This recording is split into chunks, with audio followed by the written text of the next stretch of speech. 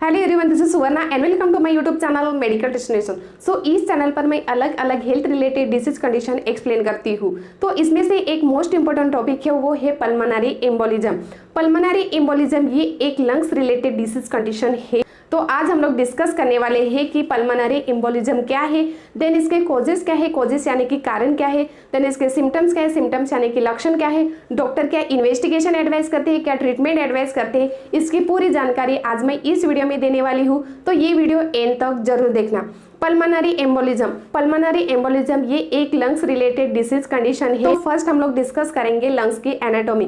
Every person को 2 lungs रहते हैं, एक राइट साइड में रहता है और एक लेफ्ट साइड में रहता है। तो ये राइट साइड लंग्स को 3 लोबोस रहते हैं, यानी कि ये राइट साइड का जो लंग्स है ये 3 पार्ट में डिवाइड किया है, और जो लेफ्ट साइड का लंग्स है तो ये 2 पार्ट में डिवाइड किया है। और ये लंग्स थोरेसिक कैविटी में प्रेजेंट है और लंग्स के बीच में हमारा हार्ट है। तो अभी हम लोग डिस्कस करने वाले हैं पल्मोनरी एम्बोलिज्म। पल्मोनरी एम्बोलिज्म यानी कि हमारे लंग्स में जो आर्टरी है, जो ब्लड वेसल्स है, तो ये ब्लॉकेज हो जाते हैं। क्यों ब्लॉकेज हो जाते हैं? क्योंकि हमारे शरीर में कौन से भी एक पार्ट में से ब्लड क्लॉट आता है और ये क्लॉट ट्रेवल्स करके हमारे आर्टरी में जाता है और ये आर्टरी ब्लॉकेज हो जाती है। ओके, ऑफकोर्सली ये आर्टरी ब्लॉकेज हो जाएगी तो ये पार्ट में अच्छे से ब्लड सप्लाई नहीं होगा। ऑफकोर्सली अच्छे से ब्लड सप्लाई नहीं होगा तो ये जो लंग्स का पार्ट है ये पार्ट डैमेज होगा। क्यों डैमेज होगा? क्योंकि ये पार्ट को ब्लड सप्लाई नहीं होता है, इस वजह से इसको अच्छे से ऑक्सीजन नहीं मिलेगा, ऑक्सीजन और न्यूट्रिशन नहीं मिलेगा। इस वजह से ये जो पार्ट है तो ये पार्ट डैमेज हो जाता है। पल्मोनरी एम्बोलिज्म ये एक बहुत डेंजर डिसीज कंडीशन है। अगर आप लोग अच्छे से ट्रीटमेंट नहीं लेंगे तो सम टाइम पर्सन का डेथ भी हो सकता है। तो अभी हम लोग डिस्कस करने वाले हैं कि पल्मोनरी एम्बोलिज्म के कॉजेस क्या है। कॉजेस यानी कि कारण क्या है? फर्स्ट तो जो लोग ज़्यादा स्मोकिंग करते हैं तो स्मोकिंग के वजह से ये पल्मोनरी एम्बोलिज्म होने का ज़्यादा चांसेस रहता है। देन सेकेंड है जो प्रेग्नेंट मदर है, तो प्रेग्नेंट मदर को भी पल्मोनरी एम्बोलिज्म होने का चांसेस रहता है। प्रेग्नेंट मदर को पल्मोनरी एम्बोलिज्म क्यों होता है? क्योंकि ड्यूरिंग प्रेगनेंसी हार्मोनल चेंजेस हो जाते हैं और इस वजह से जो प्रेग्नेंट मदर है ये प्रेग्नेंट मदर को पल्मोनरी एम्बोलिज्म होने का ज़्यादा चांसेस रहता है। देन जिस पर्सन को हार्ट रिलेटेड डिसीज कंडीशन रहेगी वो पर्सन को भी पल्मोनरी एम्बोलिज्म होने का चांसेस रहता है। क्यों चांसेस रहता है? क्योंकि आप लोग देख रहे हैं ये हमारा हार्ट है और हार्ट में 4 चेम्बर्स रहते हैं। ओके, चेम्बर्स यानी कि 4 पार्ट रहते हैं। ये है राइट आर्ट्रियम और ये है राइट वेंट्रिकल, ये है लेफ्ट आर्ट्रियम और ये है लेफ्ट वेंट्रिकल। ओके, हार्ट का जो राइट पार्ट है ये राइट पार्ट डीऑक्सीजनाइटेड ब्लड यानी कि जो ब्लूइश कलर का ब्लड है ये पल्मोनरी थ्रू लंग्स में जाता है। ओके, लंग्स में जाने के बाद हमारा लंग्स क्या काम करता है? तो गैस एक्सचेंज करता है, जो भी वेस्ट है वो बाहर निकालता है और ऑक्सीजन इनहेल करता है।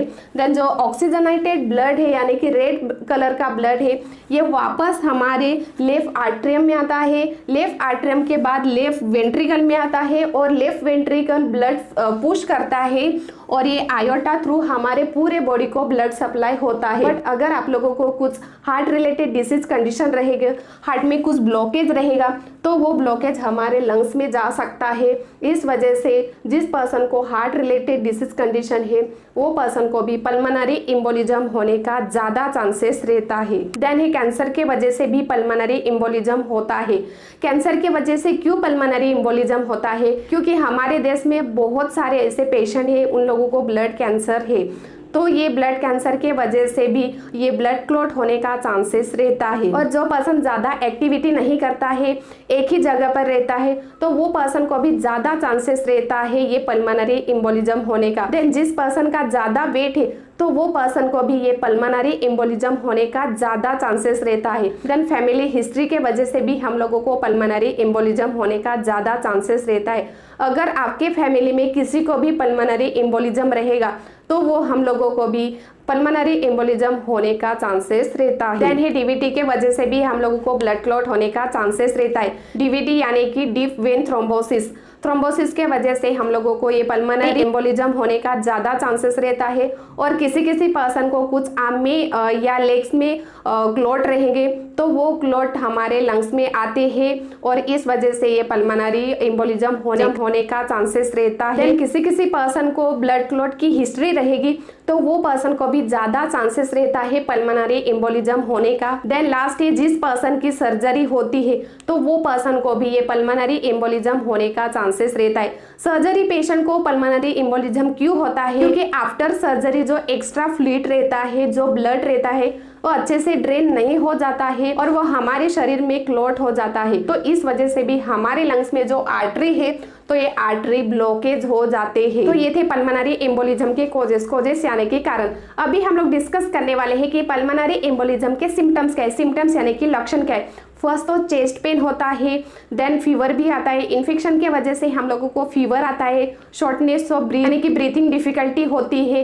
देन हमारे जो हार्ट बीट है ये हार्ट बीट अबनॉर्मल हो जाते हैं, समटाइम बहुत ही इंक्रीज हो जाते हैं और समटाइम बहुत लो हो जाते हैं। और हम लोगों को गिडीनेस भी होती है, गिडीनेस यानी कि चक्कर भी आती है। देन कफ भी होते हैं और जब भी हम लोग कफ करते हैं तो हमारे कफ में ब्लड प्रेजेंट रहता है और म्यूकस भी प्रेजेंट रहता है। देन रैपिड ब्रीथिंग भी होती है और हमारी जो स्किन है तो ये स्किन साइनोसिस हो जाती है। साइनोसिस यानी कि डिस्कलरेशन हो जाती है, ब्लूइश कलर की हो जाती है। और पल्मोनरी एम्बोलिज्म पेशेंट के जो हार्ट बीट है तो ये हार्ट बीट इनरेगुलर हो जाते हैं। देन पेशेंट की बहुत ही सीरियस कंडीशन रहेगी यानी कि बहुत ही क्रिटिकल कंडीशन रहेगी, तो वो पर्सन शॉक में भी जा सकता है और कार्डियक अरेस्ट भी आती है और वो पेशेंट की डेथ भी हो सकती है। तो ये थे पल्मोनरी एम्बोलिज्म के सिम्टम्स यानी कि लक्षण। अगर आपको इसमें से कौन सा भी लक्षण दिखाई देता है तो इमीडिएटली डॉक्टर के पास जाके दिखाना बहुत जरूरी है, क्योंकि ये एक बहुत ही लाइफ थ्रेटनिंग डिसीज कंडीशन है। अभी हम लोग डिस्कस करेंगे कि डॉक्टर क्या इन्वेस्टिगेशन एडवाइस करते हैं। फर्स्ट तो पूरी हिस्ट्री चेक करते हैं और फिजिकल एग्जामिनेशन चेक करते हैं, जो भी वाइटल साइंस है ये सब चेक करते हैं। पेशेंट को ब्रीथिंग डिफिकल्टी होती है, पेशेंट को स्टेबल करते हैं, ऑक्सीजन स्टार्ट करते हैं। डीवीडी टेस्ट भी करते हैं। डीवीडी टेस्ट यानी कि डीप वेन थ्रोम्बोसिस, ये एक टेस्ट है तो ये भी करते हैं। और डी डाइमर ब्लड टेस्ट है वो भी करते हैं। According to patient condition wise वो पर्सन को डॉक्टर ब्लड इन्वेस्टिगेशन एडवाइस करते हैं। आर्टेरियल ब्लड गैस भी चेक करते हैं। इसमें डॉक्टर क्या चेक करते हैं तो हमारे ब्लड में कितना ऑक्सीजन है, कितना डीऑक्सीजन है, ये मेजर करते हैं। यानी कि according to patient condition wise वो पर्सन को डॉक्टर ब्लड इन्वेस्टिगेशन एडवाइस करते हैं। देन वो पर्सन को सिटी स्कैन भी एडवाइस करते हैं। सिटी स्कैन क्यों एडवाइस करते हैं? क्योंकि सिटी स्कैन में हमारे जो लंग्स है ये अच्छे से क्लियर दिखते हैं। हमारे लंग्स में कितना क्लॉट है, एक ही साइड में है या बोथ साइड में है, ये अच्छे से क्लियर दिखता है। और कितने सेंटीमीटर के है ये सब सिटी स्कैन में दिखते हैं। इसलिए डॉक्टर पेशेंट को सिटी स्कैन भी एडवाइस करता है। देन एमआरआई भी एडवाइस करते हैं। एमआरआई क्यों एडवाइस करते हैं? क्योंकि एमआरआई में भी अच्छे से हमारे जो लंग्स है तो ये लंग्स क्लियर दिखते हैं। लंग्स में कितने ब्लड क्लॉट है ये सब दिखता है। देन चेस्ट एक्सरे भी एडवाइस करते हैं। चेस्ट एक्सरे क्यों एडवाइस करते हैं? क्योंकि चेस्ट एक्सरे में हमारा जो लंग्स है तो ये सब अच्छे से क्लियर दिखते हैं। देन एंजियोग्राफी भी एडवाइस करते हैं। एंजियोग्राफी ये एक प्रोसीजर है तो ये भी डॉक्टर एडवाइस करते हैं। According to patient condition wise वो पर्सन को डॉक्टर इन्वेस्टिगेशन एडवाइस करते हैं। अभी हम लोग डिस्कस करने वाले हैं कि डॉक्टर क्या ट्रीटमेंट एडवाइस करते हैं। फर्स्ट तो पेशेंट को स्टेबलाइज करते हैं। पेशेंट को बहुत ब्रीथिंग डिफिकल्टी है तो ऑक्सीजन स्टार्ट करते हैं और पेशेंट के लंग्स में जो ब्लड क्लॉट है तो ये क्लॉट रिमूव करते हैं। देन एंटीकोएगुलेशन मेडिसिन स्टार्ट करते हैं। एंटीकोएगुलेशन मेडिसिन क्यों स्टार्ट करते हैं? क्योंकि हमारे लंग्स में जो क्लॉट है तो ये क्लॉट रिमूव करने के लिए एंटीकोएगुलेशन मेडिसिन भी स्टार्ट करते हैं और समटाइम इंजेक्शन भी स्टार्ट करते हैं। और पल्मोनरी एम्बोलिज्म में पेशेंट का ब्लड प्रेशर लो हो जाता है तो समटाइम डॉक्टर डोपामिन भी स्टार्ट करते हैं।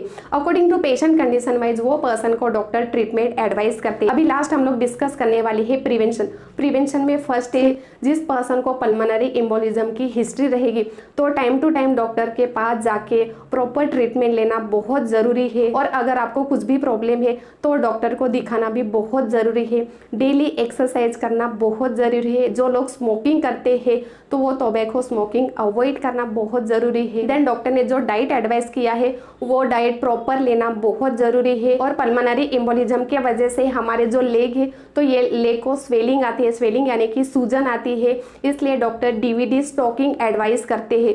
तो ये डीवीडी स्टॉकिंग पहनना बहुत जरूरी है। तो ये था आज का टॉपिक पल्मोनरी एम्बोलिज्म। अगर आपकी जानकारी अच्छी लगी तो ये मेरा वीडियो शेयर करो, लाइक करो और सब्सक्राइब करना मत भूलो।